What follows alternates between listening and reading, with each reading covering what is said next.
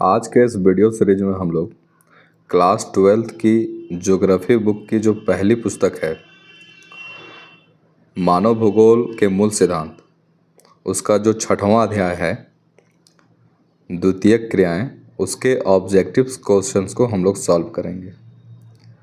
ठीक है, तो चलिए हम लोग पहले क्वेश्चन की तरफ चलते हैं। पहला क्वेश्चन है,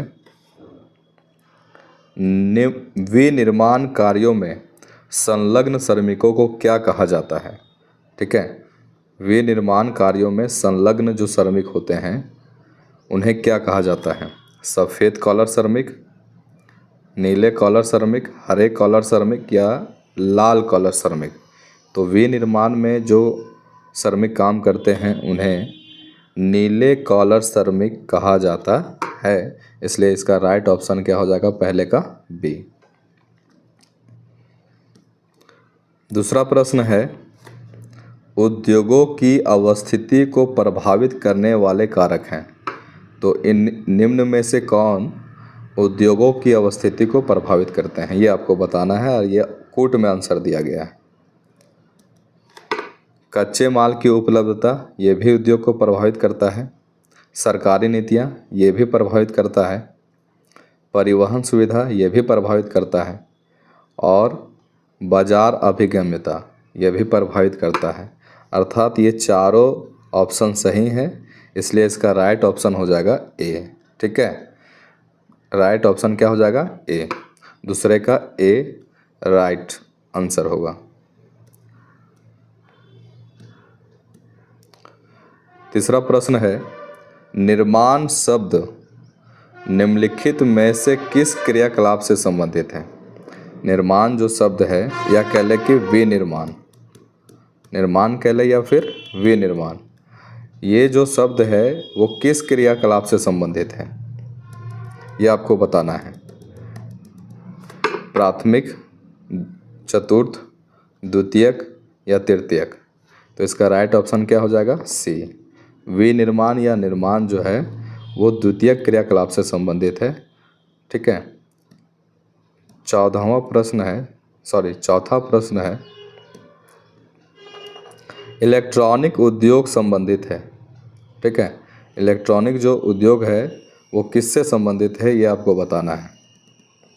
बड़े पैमाने के उद्योग से, छोटे पैमाने के उद्योग से, मूलभूत उद्योग से या फिर स्वच्छंद उद्योग से। तो जो इलेक्ट्रॉनिक उद्योग होता है वो स्वच्छंद उद्योग से संबंधित है। और स्वच्छंद उद्योग किसे कहते हैं, वैसे उद्योग जो किसी कारक विशेष पर निर्भर ना करता हो उसे हम स्वच्छंद उद्योग कहते हैं। अर्थात ऐसे उद्योगों को हम लोग घर पर भी स्थापित कर सकते हैं। इसे कोई भी कच्चा माल, परिवहन, ठीक है, परिवहन के साधन, बाजार, ये सब जो है कारक होते हैं इनको प्रभावित नहीं करते हैं। ठीक है, इसका सबसे बड़ा एग्जाम्पल क्या है, पंखा उद्योग, बल्ब उद्योग, साथ ही साथ स्टेपलाइजर उद्योग, ये सब जो एग्जाम्पल्स हैं वो स्वच्छंद उद्योग के एग्जाम्पल्स हैं और इसलिए इसका राइट आंसर हो जाएगा डी। पांचवा प्रश्न है, निम्न में से कौन सा कथन असत्य है। इनमें से कौन सा कथन असत्य है ये आपको बताना है। हुगली के सहारे जूट के कारखाने सस्ती जल यातायात की सुविधा के कारण स्थापित हुए हैं। ठीक है, तो हुगली नदी के किनारे जो है जो जूट कारखाने लगाए गए हैं वो सस्ती जल यातायात के कारण जो है स्थापित हुए हैं, ये सही है। चीनी, यहाँ पर होगा कॉमा, चीनी सूती वस्त्र एवं वनस्पति तेल उद्योग स्वच्छंद उद्योग हैं। तो चीनी, सूती वस्त्र एवं वनस्पति तेल उद्योग जो हैं स्वच्छंद उद्योग के एग्जाम्पल्स नहीं हैं, इसलिए इसका राइट ऑप्शन क्या हो जाएगा, बी होगा। चीनी, सूती वस्त्र और वनस्पति तेल उद्योग जो हैं वो कच्चे माल पर आधारित उद्योग हैं। ठीक है, इसलिए इसका राइट ऑप्शन हो जाएगा बी। छठवां प्रश्न है, निम्नलिखित में से कौन सा एक जोड़ा सही मेल खाता है? तो इनमें से कौन सा जो जोड़ा है जो सही मेल खाता है? स्वचालित वाहन उद्योग लॉस एंजल्स में है, ये गलत है। पोत निर्माण उद्योग लुसाका में है, ये भी गलत है। वायु निर्माण उद्योग फ्लोरेंस में है, ये भी गलत है। डी ऑप्शन है उपरोक्त में से कोई नहीं। तो ये सभी मैच नहीं कर रहा है, कोई भी जोड़ा जो है सही मेल नहीं खाता है, इसलिए इसका राइट ऑप्शन हो जाएगा डी। छठा का डी राइट ऑप्शन होगा। सातवां प्रश्न है, निम्नलिखित में से कौन सा निजी क्षेत्र के उद्योग का उदाहरण है? तो यहाँ कंपनियों का नाम दिया गया है, आपको बताना है कि निजी क्षेत्र का उद्योग कौन है या कौन सी कंपनी जो है वो निजी क्षेत्र के अंतर्गत आती है। भेल, इसका फुल फॉर्म होता है भारत हैवी इलेक्ट्रिकल लिमिटेड, ये निजी क्षेत्र के अंतर्गत नहीं आता, ये सरकारी कंपनी है, इसलिए ये ऑप्शन गलत है। सेल, ये भी सरकारी कंपनी है, ये भी गलत हो जाएगा, और इसका फुल फॉर्म होता है steel authority of India limited. Oil, oil India limited, ये जो है संयुक्त क्षेत्र का उद्योग है, इसलिए ये भी ऑप्शन गलत है।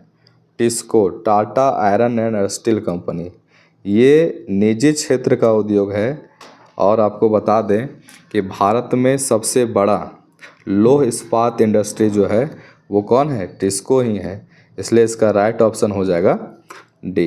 अब जान लीजिए कि निजी क्षेत्र का उद्योग कहते किसे हैं।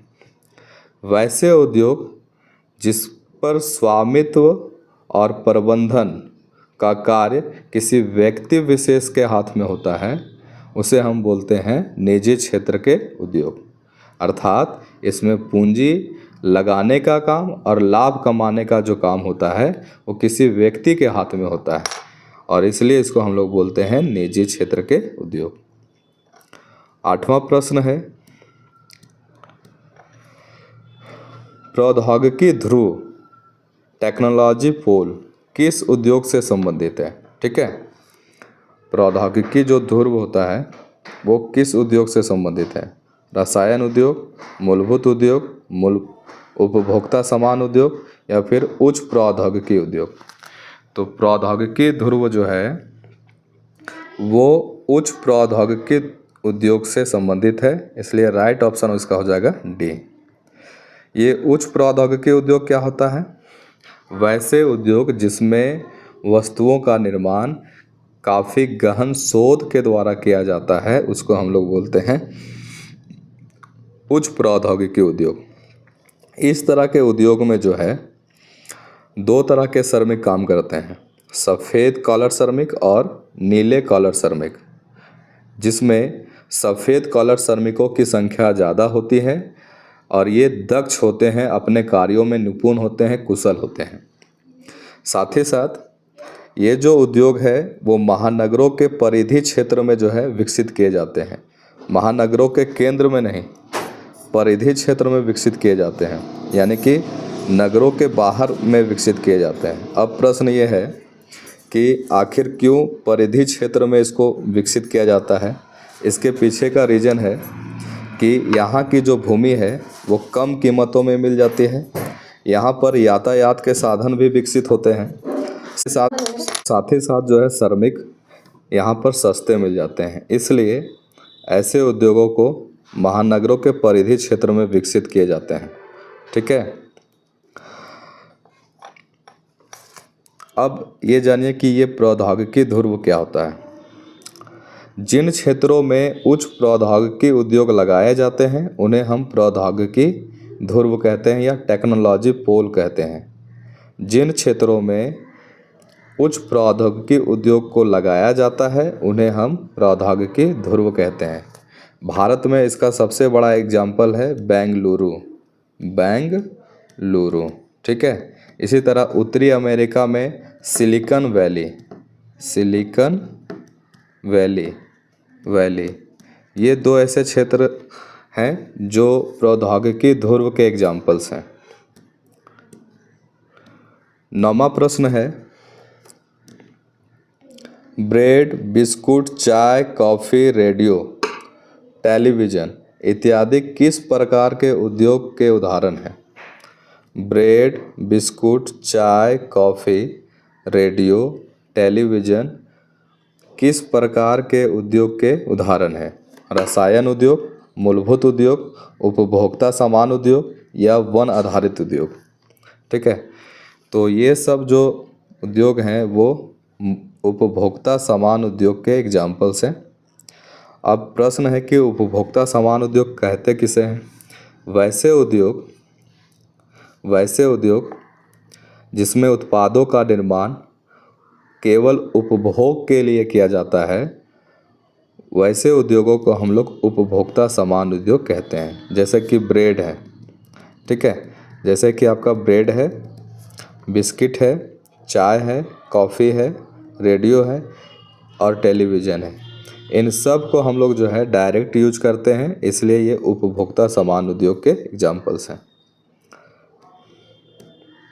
10वां प्रश्न है इलेक्ट्रॉनिक उद्योग किस प्रकार के उद्योग से संबंधित है? ठीक है, इलेक्ट्रॉनिक उद्योग जो है किस प्रकार के उद्योग से संबंधित है? बड़े पैमाने के उद्योग, कुटीर उद्योग, स्वच्छंद उद्योग या फिर वन आधारित उद्योग। अभी ही हम लोग जो है चौथे प्रश्न में इसको सॉल्व किए थे। ठीक है, तो इसका राइट आंसर क्या हो जाएगा? सी, स्वच्छंद उद्योग। स्वच्छंद उद्योग किसको कहते हैं? जो किसी कारक विशेष पर निर्भर नहीं करता है। 11वां प्रश्न है उत्पाद विशिष्टीकरण। ये वर्ड आपको ध्यान में रखना है। उत्पाद विशिष्टीकरण किस प्रकार के उद्योगों की विशेषता है? बड़े पैमाने के उद्योग, कुटीर उद्योग, छोटे पैमाने के उद्योग या फिर मूलभूत उद्योग। तो उत्पाद विशिष्टीकरण जो है वो बड़े पैमाने के उद्योग का उदाहरण है, इसलिए इसका राइट ऑप्शन 11 का ए होगा।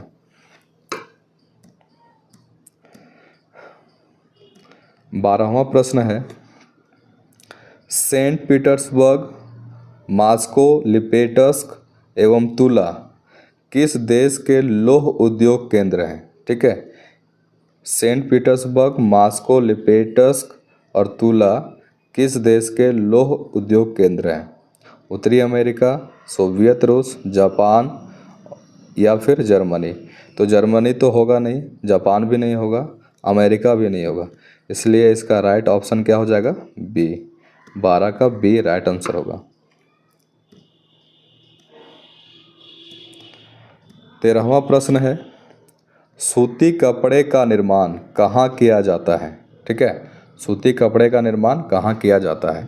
हथकरघा, बिजली करघा, कारखाने में या ये सभी? तो सूती कपड़े का निर्माण हथकरघों से भी किया जाता है, बिजली करघों से भी किया जाता है और कारखानों में भी किया जाता है। ये तीनों जगह किया जाता है, इसलिए इसका राइट ऑप्शन क्या हो जाएगा? ये सभी, यानी कि 13 का डी राइट आंसर होगा।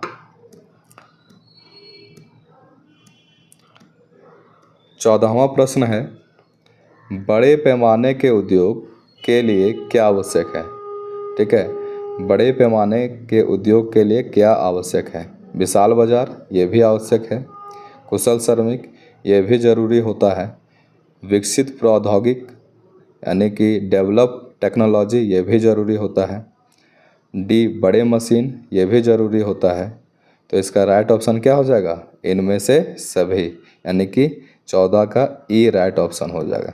ठीक है, ई इसका राइट ऑप्शन होगा।